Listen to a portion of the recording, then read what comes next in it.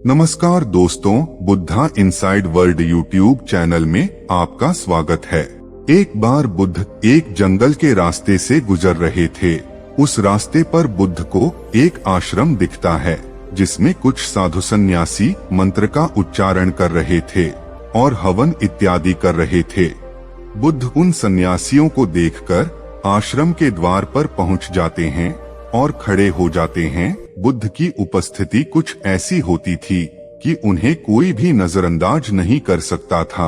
यहाँ तक कि उनके शत्रु भी उनकी तरफ आकर्षित होने से खुद को रोक नहीं पाते थे, परंतु वे अपने अहंकार के कारण बुद्ध का विरोध करते थे और उन्हें अपना शत्रु मानते थे। बुद्ध आश्रम के द्वार पर खड़े थे। सभी सन्यासी अपने कार्यों में व्यस्त थे, परंतु बुद्ध की प्रभावशाली उपस्थिति ने उन सन्यासियों का ध्यान द्वार की ओर खींच लिया और वे बुद्ध को देख लेते हैं।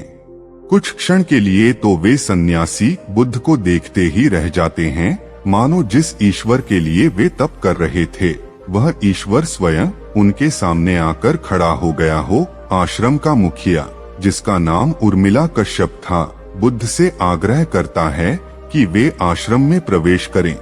उस समय उर्मिला कश्यप की बहुत ख्याति थी। उन्हें एक ज्ञानी सन्यासी माना जाता था। लोग उनका बहुत आदर सम्मान करते थे। उर्मिला, जो कि एक स्थान का नाम भी था, बुद्ध से उनका परिचय पूछते हैं। बुद्ध उर्मिला कश्यप को अपना परिचय देते हैं। जैसे ही उर्मिला कश्यप और उनके सन्यासियों को बुद्ध का परिचय पता चलता है, उनका बुद्ध के प्रति व्यवहार बदल जाता है। यहाँ पर एक महत्वपूर्ण बात समझने वाली है कि जब तक उन सन्यासियों को पता नहीं था कि बुद्ध कौन हैं, तब तक वे बुद्ध के प्रति आदर भाव से भरे हुए थे। लेकिन जैसे ही उन्हें बुद्ध का वास्तविक परिचय मिलता है, उनका व्यवहार बुद्ध के प्रति बदल जाता है। ऐसा क्यों होता है? पहले वे सन्यासी बुद्ध को वास्तविकता की नजरों से देख रहे थे। जो उन्हें दिख रहा था उसे वे स्वीकार रहे थे, लेकिन अब जैसे ही उन्हें बुद्ध का परिचय पता लग गया, उन्होंने अपने विश्वास की नजरों से देखना शुरू कर दिया और यहीं पर वे वास्तविक बुद्धि से चूक गए। विश्वास की नजरों से देखने का अर्थ है कि उन सन्यासियों ने बुद्ध को देखने की बजाय बुद्ध के प्रति जो विश्वास उनके मन में था उसे देखना शुरू कर दिया।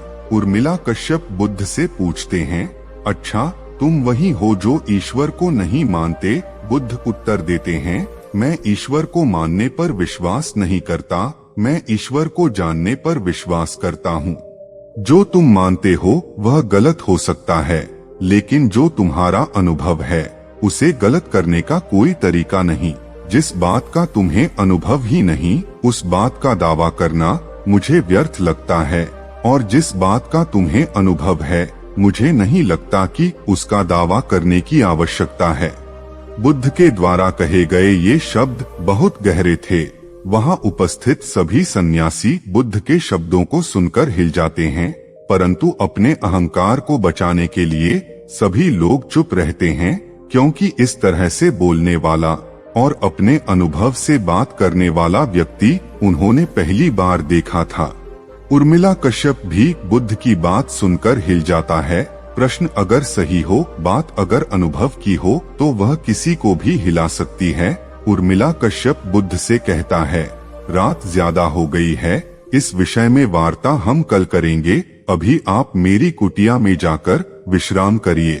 बुद्ध उर्मिला कश्यप से कहते हैं, नहीं मुनिवर, मैं अपनी उपस्थिति से किसी को कष्ट नहीं देना चाहता।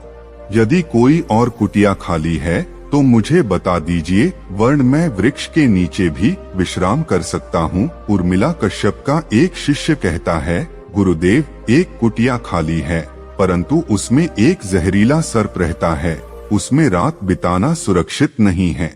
बुद्ध कहते हैं, मेरे विश्राम की व्यवस्था आप उसी कुटिया में कर दीजिए, मैं निश्चिंतता के साथ उस कुटिया में रात बिता सकता हूँ। उर्मिला कश्यप कहते हैं, नहीं मुनिवर, वह स्थान आपके लिए सुरक्षित नहीं है, आप वहाँ मत सोइए। बुद्ध कहते हैं, इस पृथ्वी पर हर स्थान मेरे लिए सुरक्षित है और यह मेरे अनुभव की बात है, आप बिल्कुल भी चिंता मत करिए।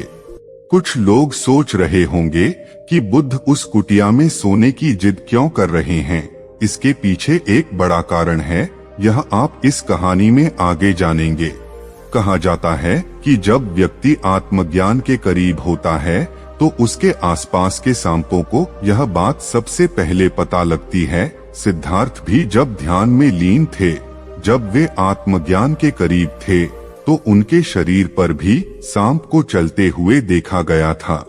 बुद्ध का आसन उस कुटिया में बिछा दिया जाता है। बुद्ध उस कुटिया में जाते हैं और ध्यान की अवस्था में बैठ जाते हैं।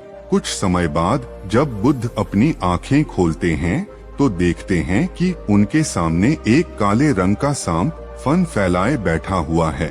बुद्ध उस सांप से कहते हैं, मित्र, अब यह स्थान तुम्हारे लिए सुरक्षित नहीं रहा है। तुम कुछ नहीं भी करोगे तब भी ये लोग तुम पर हिंसा कर सकते हैं, तुम्हें मार भी सकते हैं। इसलिए तुम्हें इस स्थान को छोड़कर जंगल की ओर चले जाना चाहिए। मनुष्य भय से पीड़ित है।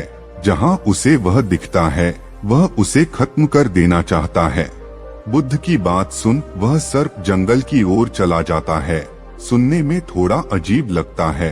आप लोगों के मन में प्रश्न भी उठा होगा कि एक सर्प बुद्ध की बात कैसे समझ सकता था, पर मैं आपको बता देना चाहता हूँ कि बात सिर्फ शब्दों में ही नहीं होती।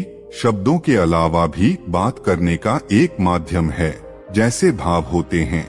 कुछ लोग कहेंगे कि बुद्ध अपनी बड़ाई करवाने के लिए रात को उस कुटिया में सोने गए, वरना वे किसी और कुटिया में भी तो सो सकते थे।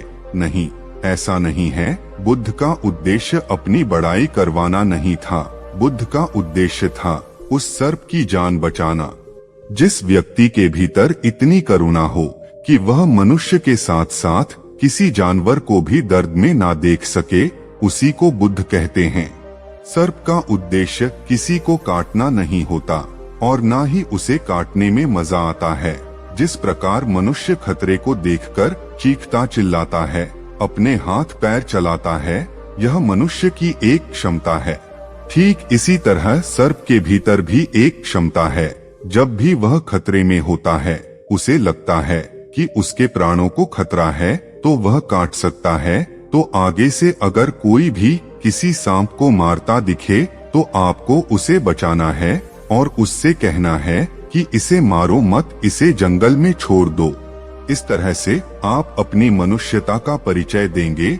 मेरा मानना यह है कि जो चीज हम दे नहीं सकते उसे लेने का भी हमारा कोई अधिकार नहीं है। मैं प्राण की बात कर रहा हूँ। दोस्तों, हमें यकीन है कि इस कहानी से आप लोगों को बहुत कुछ सीखने कुछ मिले होंगे और आगे भी ऐसी प्रेरणादायक कहानी देखने और सुनने के लिए वीडियो को लाइक करके उस इंसान के पास शेयर करें जिसे इस कहानी को सुनने की जरूरत हो, और इस चैनल बुद्धा इनसाइड वर्ल्ड को सब्सक्राइब करें। दोस्तों, आज की वीडियो में बस इतना ही। मिलते हैं एक है न्यू प्रेरणादायक कहानी के साथ। तब तक के लिए बुद्धाय नमो नमो।